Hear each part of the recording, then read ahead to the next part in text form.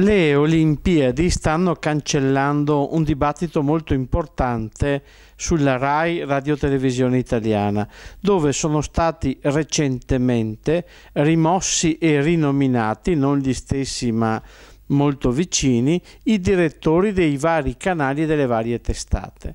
La questione vera non è fra coloro che governano, fra coloro che sono amici degli amici e quelli che vorrebbero sostituirli. La questione vera è perché noi dobbiamo pagare un servizio pubblico che è fatto di balletti, che è fatto di fiction che spesso hanno degli scopi propagandistici. Se informazione ci deve essere come servizio pubblico, che ci sia un canale che trasmette informazioni.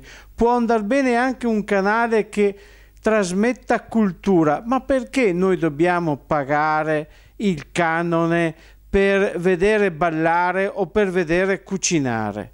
Allora, la questione vera è: ha senso che la RAI, questo mostro enorme che paga il suo direttore generale 630.000 euro all'anno, sia un carrozzone pubblico?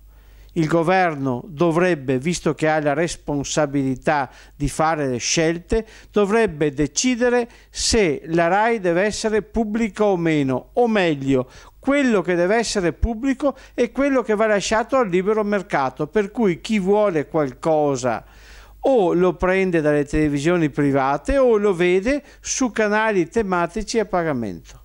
Ecco, questo è il vero dibattito, non se sono amici dei bersaniani o dei renziani o degli alfani.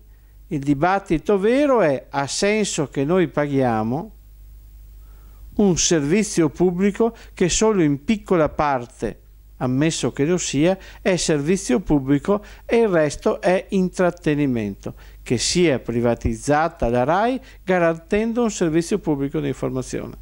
Il resto non ci interessa e soprattutto non è giusto che lo paghino i cittadini.